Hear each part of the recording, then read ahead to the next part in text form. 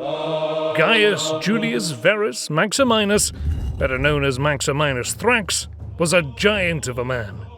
One source claims that he was over 8 feet, or 250 centimeters tall.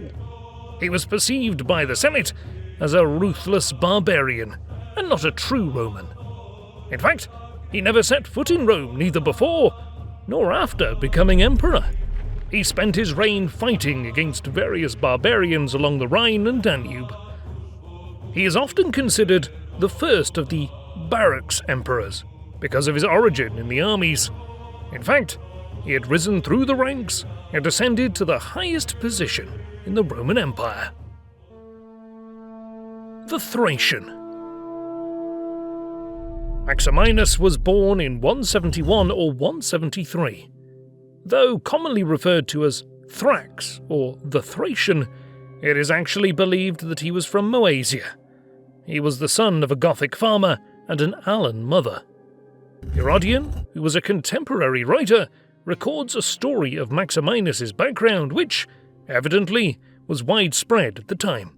He wrote, "Everyone knew and spread the story that when he was a shepherd in the mountains of Thrace, he enlisted in a local auxiliary cohort because of his huge size and great strength, and by luck became the emperor of the Romans. In 190 he entered the military, and because of his immense size and strength, quickly rose through the ranks, eventually commanding a legion in Egypt in 232, governing the Roman province of Mesopotamia in 233, and in 234 and 235 he was training recruits in Germany, a position he was granted by Emperor Severus Alexander. Alexander was considered childlike and under the pernicious influence of his mother.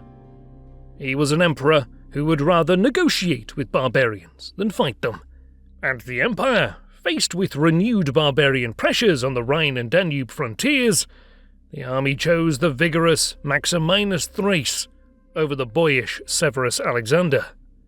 Alexander was killed outside his camp in Mogontiacum, and in March of 235 Maximinus Thrax was elevated to the position of Emperor of Rome. The Senate saw him as a barbarian, not a true Roman, but the Senate could do little but begrudgingly bestow all the imperial titles and recognize him as the new emperor. All the power now lay in the armies of the empire, who saw him as an energetic commander who would not negotiate with barbarians. Herodian reports that he had been chosen emperor because of his great size, military prowess, and experience in war. He undertook to confirm by action the good reputation and high esteem he enjoyed among the soldiers. And indeed, the soldiers would not be disappointed. Maximinus went to war almost immediately after getting rid of Alexander's supporters. Some were exiled, others killed, and some were appointed to posts in the far corners of the empire. Herodian reports that his character was naturally barbaric, as his race was barbarian. He had inherited the brutal disposition of his countrymen, and he intended to make his imperial position secure by acts of cruelty. Fearing that he would become an object of contempt to the Senate and the people, who might be more conscious of his lowly origin than impressed by the honor he had won. Imperial Legitimacy. While Maximinus had support in quarters of the Rhine and Danubian armies, it was far from unanimous. The Osroian archers who had been brought over from the Persian campaign that Alexander carried out a few years earlier were led by a certain Macedo. He elevated Quartinus, whom Maximinus had dismissed from the army. Quartinus had been a friend of Severus Alexander, but Macedo soon had second thoughts and killed his imperial candidate, hoping to be rewarded by Maximinus. His reward was execution. Macedo was not the only instigator of the revolt, and the assassin of the man whom he had persuaded to accept the throne against his better judgment, but he was also a traitor to his friend. There was another plot against the new emperor, instigated by a man only referred to as Magnus.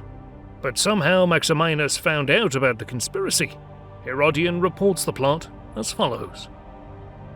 As he was about to cross over to attack the Germans, Magnus, however, was said to have persuaded a few prominent soldiers particularly those assigned to guard and maintain the bridge, to destroy the structure after Maximinus had crossed, and to betray the Emperor to the barbarians by cutting off his only return route.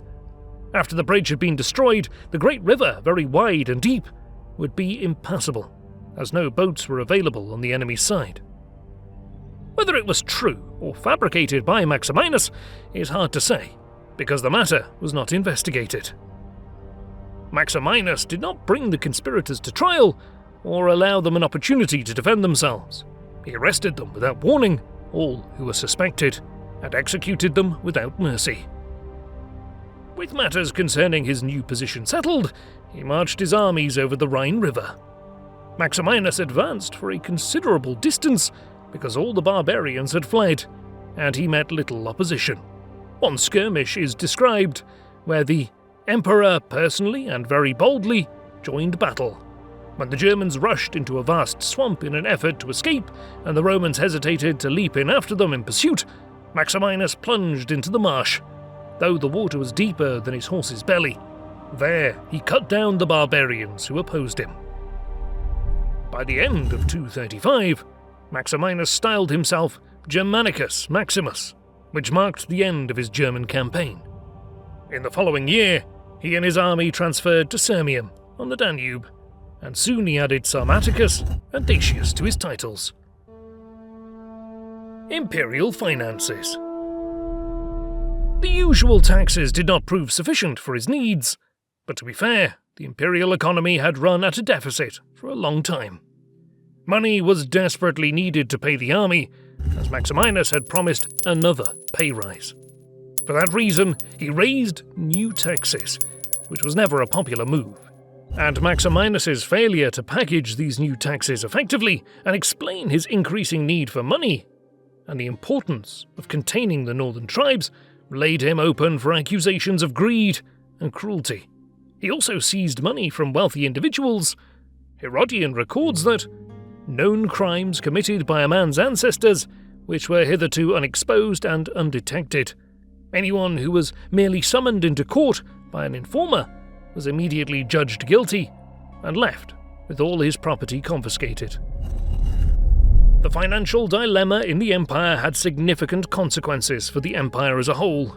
Some of the wealthy nobles, far away in peaceful Africa, rebelled against the extraordinary harsh tax collections, killing the procurator in Thystris. To avoid imperial retribution, the revolters persuaded the proconsul of Africa to accept the position of emperor. This was Marcus Antonius Gordianus Sempronianus, who proceeded to promote his son with the same name as his co-emperor. They are now often referred to as Gordian I and II. The Senate in Rome was eager to get rid of Maximinus, so they quickly bestowed the title of Augustus on the Gordians. Maximinus was still at Sirmium, where he immediately assembled his army and advanced on Rome. The Gordians were soon defeated by the governor of the neighbouring province of Numidia, Capellianus, who was loyal to Maximinus. But with the Senate's open support for the Gordians, Maximinus's advance continued toward Rome. One can imagine the fear that now gripped the Senate. Maximinus had a reputation for dealing with problems with the end of his sword. He was declared an enemy of the state, which meant that, with the death of the Gordians, the Roman Empire was, at least officially, without an emperor. So they desperately tried to find a rival candidate to take on the empire to oppose Maximinus. Eventually they granted the imperial titles to two senators, Marcus Claudius Pupienus Maximus and Decimus Caelius Calvinus Balbinus, now commonly referred to as Pupienus and Balbinus. But the Senate was not the only powerful faction in the imperial capital. The Praetorians demanded that the nephew of Gordian II, a 13-year-old Marcus Antonius Gordianus, Gordian III, be promoted to the purple. As a compromise, Gordian III was recognized as Caesar, marking him out as the successor of the two senatorial emperors. Pupienus marched north with whatever forces they could scrape together to face Maximinus. At Aquileia, Maximinus was besieging the town, and his army was disaffected. Food supplies were running low, and morale was even lower. Eventually, the soldiers of Legio II Parthica took the law into their own hands. They killed Maximinus and his son. Pupienus took over all the troops, keeping the German contingents as his bodyguard, and sent the others back to their bases, then returned to Rome. Final thoughts. Supposedly more than 8 feet tall, Maximinus was surely one of Rome's most extraordinary emperors. He campaigned across the Rhine and Danube for 3 years until a rebellion erupted in Africa, and the snobbish Senate engaged in a civil war against him. To the modern historian, Maximinus's reign appears as the beginning of a half-century of crisis and chaos. He was the first emperor who hailed neither from the senatorial class nor from the equestrian class, and that was a trend that would continue for the remainder of the next 5 decades. It's hard to speculate on his merits as an emperor, considering the state of our sources, but while he was an effective military commander, it seems he preferred to rule by strength and fear, rather than favour and magnanimity. While the many acts of cruelty described in Herodian's texts might have their basis in reality, but I find it equally possible that those cruel acts might very well have been exaggerated due to Herodian's narrative that Maximinus was a barbarian, and as a result, he had inherited the brutal disposition of his countrymen. Thanks for watching the video. Remember to like and subscribe if you enjoy the content. The next video in this series will be on Gordian I and Gordian II. See you then.